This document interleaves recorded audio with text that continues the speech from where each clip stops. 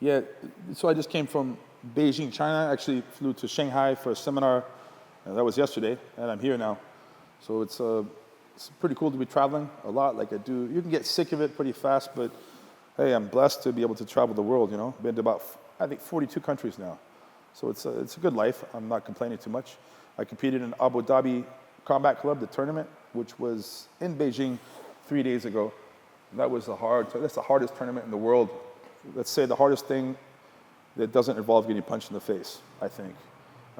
Olympic wrestling, the highest level of wrestling. Olympic judo, the highest level of judo. You have the world championships of jiu-jitsu with the gi. That's the highest level of that. But without a gi, with submissions, in the entire world, that's the hardest tournament. I've won it 3 times. This year, unfortunately, I had to settle for second play. I got silver. I guess I shouldn't be complaining too much. It's great to win silver at my age of 37. It's cool. All the guys winning right now are like 28, 27, 26. So, it's kind of cool to still be able to be at the top. And I'm always threatening people. Everyone I have a match with, I'm going for submissions. Everyone has to escape a submission, every single one of my matches. So I came from that high level. Here now, beautiful Thailand, Phuket. It's beautiful here, man. Having the time of my life.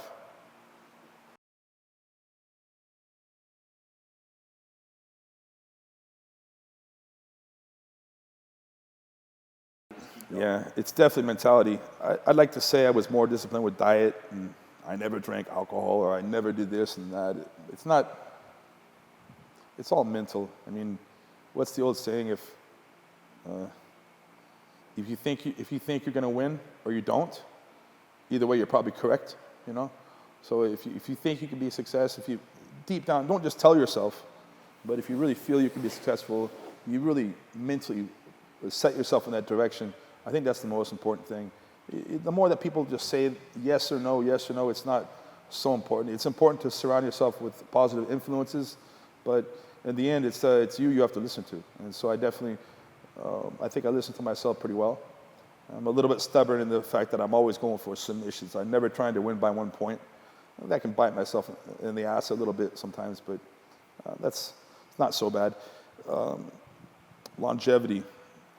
I don't know. I don't know what it is. It's maybe the fact that, when they say that it's another cliche, but youth is wasted on the young.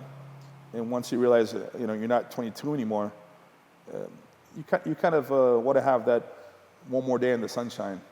And that's a different kind of realization I think that a lot of young guys and girls, they don't have because they've never gone through that realization. They've never seen it before.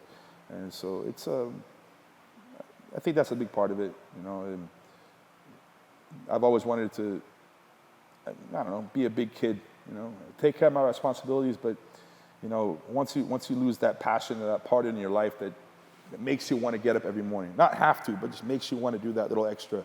Once you lose that, I think a big part of yourself has died. And thank God that hasn't died. It almost died in me, but I revived it. I got it back. So I'm very fortunate for that.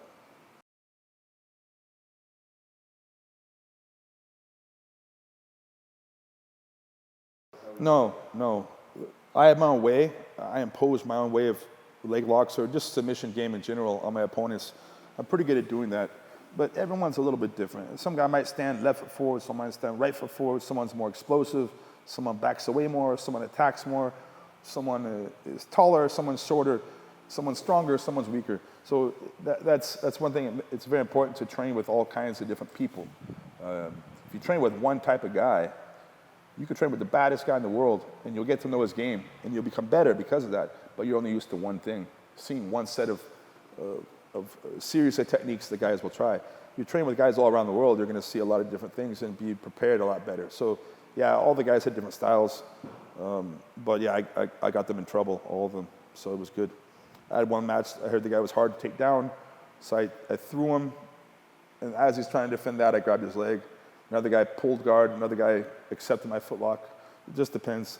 I had 2 guys attacking my feet, actually. It didn't benefit them in the long run too much, but it was, you never know what you're going to find out there. You never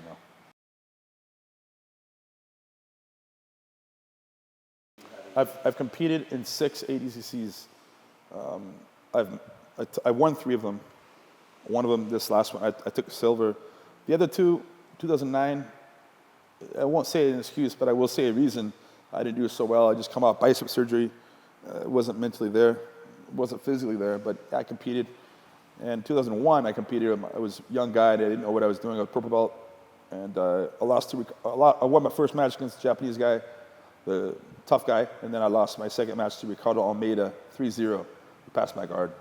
So I was out there, and then I had to win the North American qualifier, and then I won the next year, absolute. So I won 4 out of 6, or I've medaled in 4 out of 6 of my Abu Dhabis. It's the highest level. I can't be complaining. Even if I took silver, what am I? Just, at that level, you just hate to say it, but it could be your day, it could not be your day. And look at Cyborg. He's always done well in Abu Dhabi, but to my knowledge, he's never took first ever. And he's around enough time, and it was his day. And bless him. It was really, he deserves it. I even told him, I said, man, you deserve it. You've been around. He never stopped. He's been around for, I don't know, 10 years doing this. Probably his 5th or 6th Abu Dhabi, and he won. So it's great for him.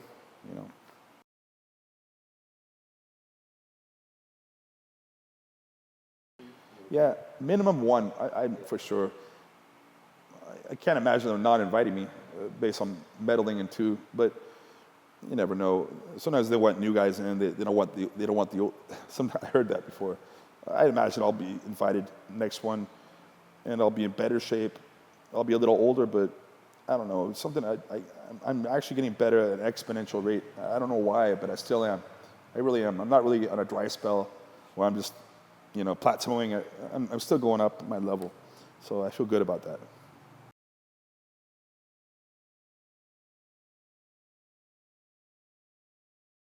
Most people don't know this, and I've said it erroneously before, like I'm getting better at my striking, but I really am now. Now I'm actually hitting people. I understand the distancing. I understand the footwork. I understand things and try to make things more simple, and they are now to me.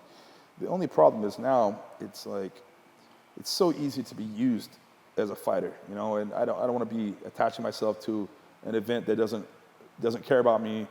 There's a lot of nightmare scenarios right now. So if I find a good path, yeah, I'll definitely jump back into it. There's a few offered to me right now. I might jump on that. But that's one thing about MMA. I really cannot be doing that in 20 years. I could be doing gi in 20 years. I could do that. There's divisions for older guys. When I'm 48 or 50, I could still be competing in that. But I don't want to be 50 years old fighting MMA, really. Not in my plans, I don't think. So if I'm going to do something in MMA, it's going to be in the next year, for sure. But my gym's doing good. I'm focusing on my students. I have lots of things going on. I can't be complaining too much.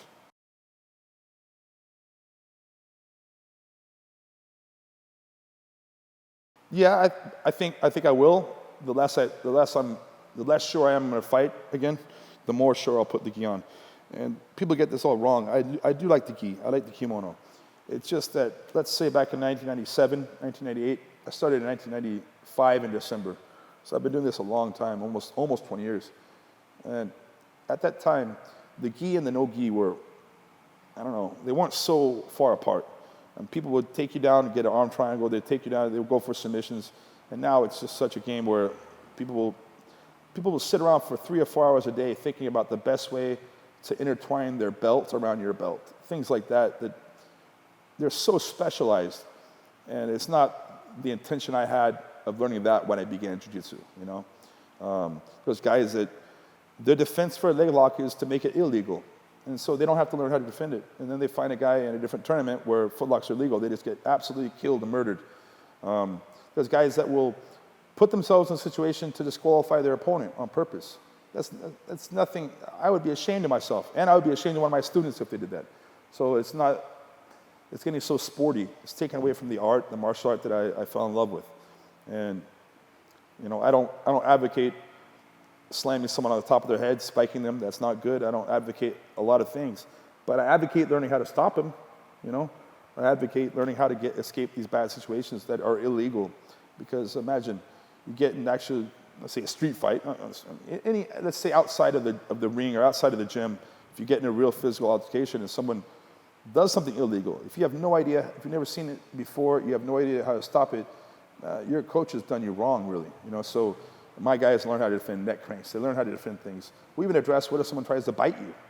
I've had that happen before in real fights. It's not fun. I don't advocate biting people, but I learned how to make it less damaging to myself. Things like that, I really focus. I really think it's important to not forget. Martial art, martial meaning from war or combat. Mixed martial arts, of course, being the encompassing sport of all fighting, martial, fight, war. Once you get away from that, you're making it into an art form, not a martial art. I don't want to ever leave the martial arts. That's why I got into the sport, martial.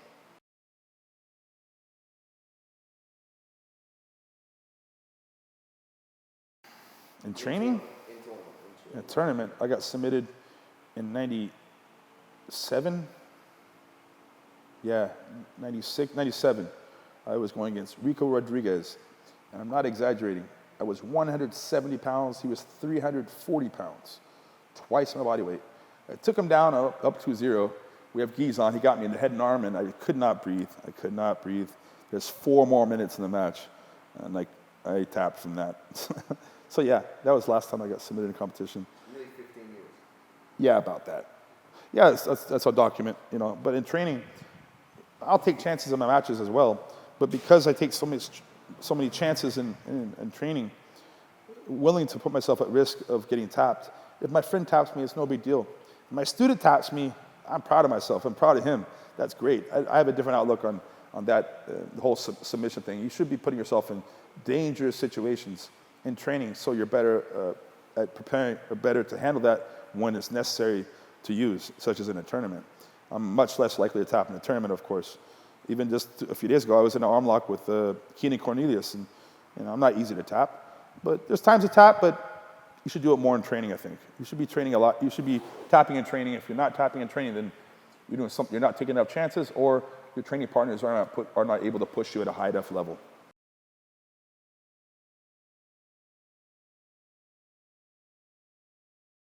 Yeah, there's lots of guys that are good at leg locks. Of course, Palhares is the most known guy. He's the most explosive, crazy guy. Nice guy, I like him, actually. I don't know. I don't really fear getting a leg lock by anyone. People don't even grab my legs anymore, really. They just don't mess with them. I've won against many guys because they've gone for my legs and it doesn't work out for them in the end, usually. Is that overly confident? I don't know. I don't think it's arrogant. Just it's something I'm really good at for some reason. I don't know why. I'm good at arm locks. I'm good at guillotine chokes. I'm good at getting the back. I'm good at mount. I have good positioning, but I really definitely see the guys with a good guard. It's more able. The opportunity is right there more often with a guy with a good guard. So I'm able to full lock these really high level Brazilians, who are most of my rivals are the top Brazilian guys. They're really good level. So when I full lock someone, it's usually because they're a high level guy. Usually.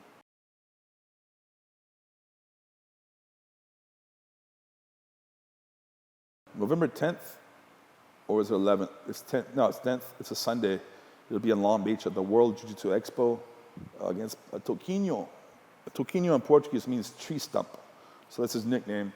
Rousimar Palhares is a very tough guy. A little bit lighter than me, but very, very strong, very, very explosive. He has good takedowns and he has great leg locks. He's very explosive. So it's someone I have to watch out for. But it's someone that, I don't think it's going to go to a decision, that match.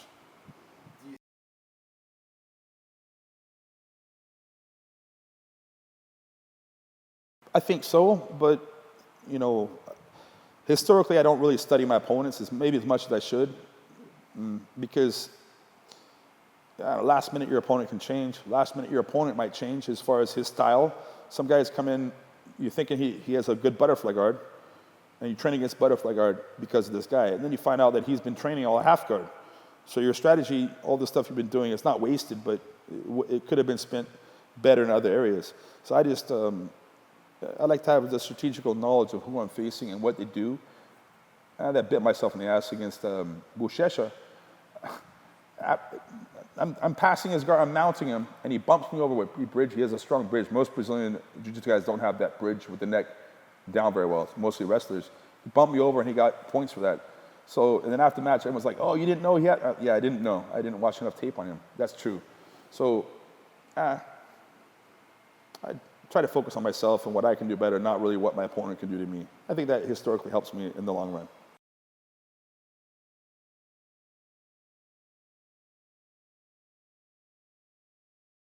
No, I understand that point of view because that can ruin your athletic career. I do understand that point of view. But I also understand, the other side of if someone is the most fearsome guy, I'm more likely to want to have that match against him. That's just how I am. It's nothing. I'm not trying to be heroic. I'd rather, if someone's not dangerous, I don't know. It's like trying to exchange punches with Mike Tyson when he was in his prime. If you can mentally just do that, just confront it and just go right through it, I think that's going to make you a stronger person in the end than if you didn't confront that. So, yeah, I understand that point of view. I just don't, it's not really for me. Could it be maybe hazardous? Maybe, but I don't think so.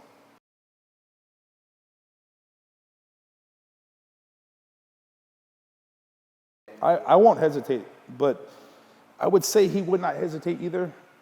But the Brazilians are so strategical. I mean, whoever's going to be his coach, they're going to have some game plan for me. They're going to expect that I'm going to expect him to go for a leg lock. Who knows? You can really mind fuck yourself on this stuff. As a person, I don't think that as a fighter, he's not going to hesitate. But strategically, I think he might be taught to do that. So you never know what's going to happen. And you can't always force things. Usually I can, but I can't always.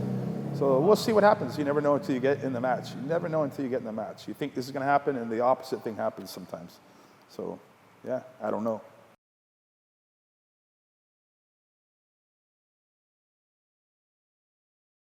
Yes, absolutely. That's my real home. And, I'm really glad they gave me one last chance, 2011. They just invited me. I even told them, hey, man, I didn't say I'm going to quit, but I said, if I don't win this year, hey, whatever, And I won. It was great. So I'm back at the so to say, the top again. It was great. I always got that opportunity from them. I like the event a lot. I like it a lot because it's not so partial to jiu-jitsu guys. You could argue that it is, but it's not. It's not so partial to wrestlers. Jiu-jitsu guys can get a -1 for pulling guard. Wrestlers can throw you and get a 4-point throw. There's certain, whatever style you are, there's a base. Judo, sambo, wrestling, jiu-jitsu. You can do well in Abu Dhabi if you study the rules. It's not so partial to one style. So I like that a lot. In that sense, it's not just only to jiu-jitsu guys. Because of that, I think it welcomes all the styles in the world, and I consider myself a world level fighter. So yeah, I definitely see myself being around that competition the rest of my life. Coaching, representing the event, knowing the rules, and knowing how to fight without a gi is something I think is going to. The gi and no gi game have gone opposite directions, and I like both, but I'm probably much more known for no gi, so I'm going to stay with that for a while and never turn my back on the event. So yeah, for a long time, I think.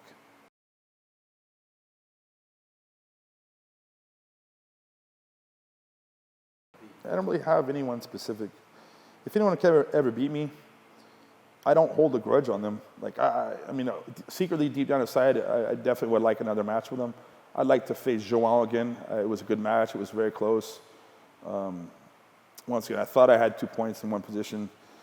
I didn't. Whatever. Buchecha, I thought I got point for takedown. I didn't. I'd like to face those guys again. That's the top level of the world. They both took first in their divisions. So I always like to rematch people, but there's no one specific that I can call out right now at all. I just definitely like to face the top guys. I prefer that. It's no problem for me. It's something I look forward to. It makes me feel young. It makes me feel, like I'm challenging myself. So no one specifically, maybe Toquinho, but I'm going to face him here in 2.5 weeks. So can't wait for that to happen. I look forward to it. Cool. Thanks for the interview. Awesome. Thank you. Cool that.